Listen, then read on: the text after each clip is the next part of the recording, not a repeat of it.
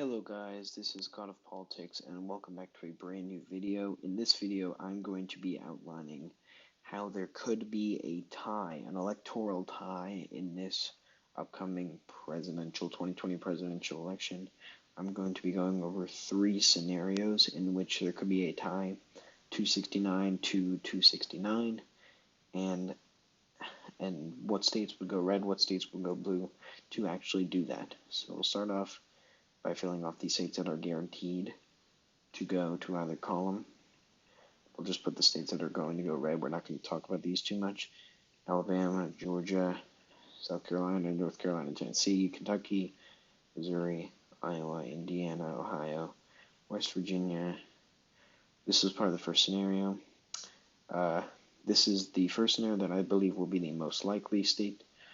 They are going to have Maine's second going red, Pennsylvania going red, but now we'll do some of the Democratic states.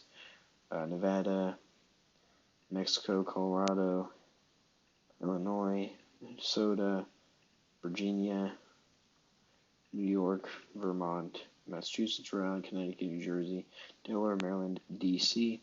As you can see now we're at 221. Then we have some of the toss-up states here that I'll be talking about. First of all, the state of New Hampshire, and Maine's first, and Maine at large. As well as, I believe in this scenario, this could be a scenario where there's a 269 tie. Wisconsin and Michigan go blue. Florida goes red.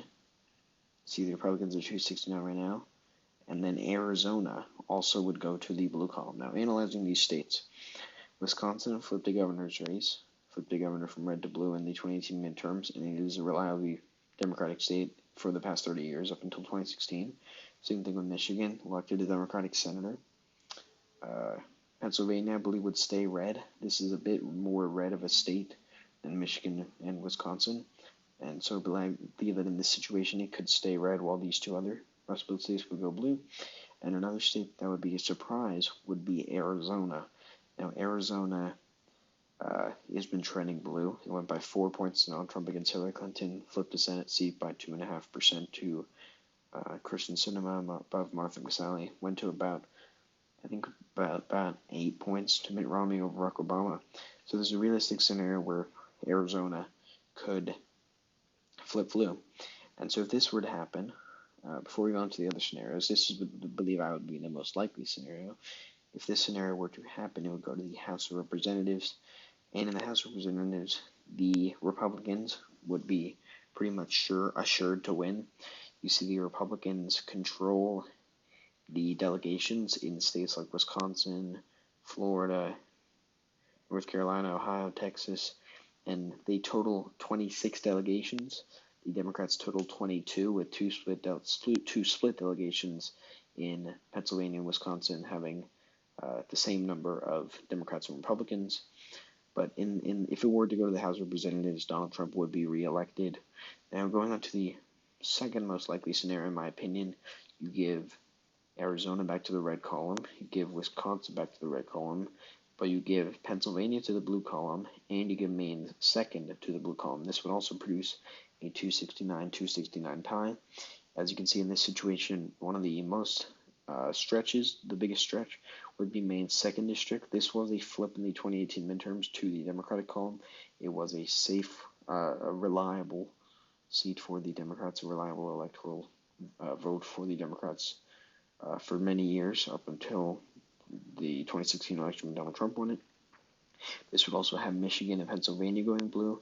This could be argued a lot because you could argue that Pennsylvania would not go blue before Wisconsin, but they were about the same margin, so that it is a possibility that Pennsylvania could go blue before Wisconsin. I believe Michigan would go by the largest margin of all of these in this situation, but this, I believe, would be the second most likely scenario for a 269 tie. This would also make it go to the House of Representatives, and the House of Representatives would decide the president, the Senate deciding the vice president.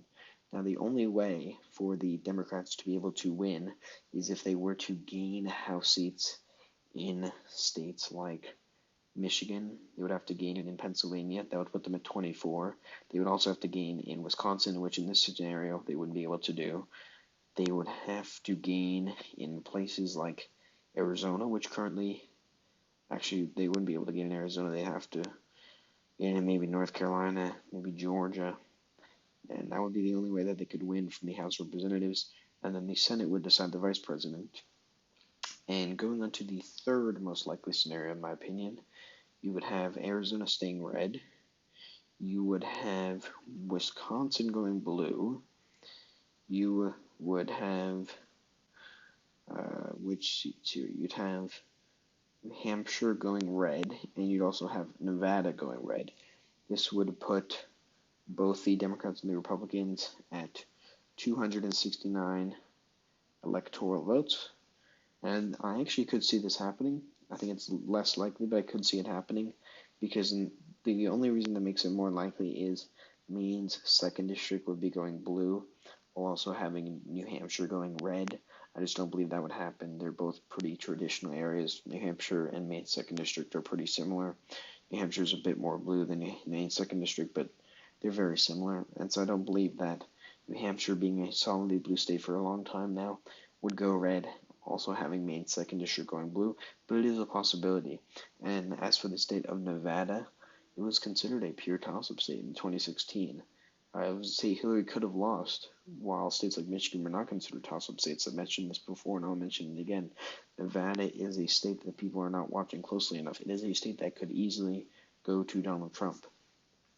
So if you give the Donald Trump, and you also give New Hampshire to Donald Trump, but then you give all the rest of the states to the Democrats, not except for Ohio, but you give them Wisconsin, Michigan, and Pennsylvania to the Democrats, that would produce another 269 to 269 electoral vote tie. And this would also send it to the House of Representatives, and this would create probably Donald Trump getting elected for a second term. All of these 269 ties would almost certainly give Donald Trump a second term in the White House, and would probably also give Mike Pence a second term, but that would be a very interesting scenario were that to happen. And in this situation, these are some of the ways that the election could end in a tie. They are pretty interesting, unlikely, but interesting. They've been talking about this every election. I believe that this election, it might be a decent chance that could actually happen. But yeah, I haven't talked too much in depth about this, but I just kind of wanted to outline the scenarios that there could be for this to happen. And yeah, I hope you all enjoyed this video. Please like and subscribe as always, and I will see you guys later.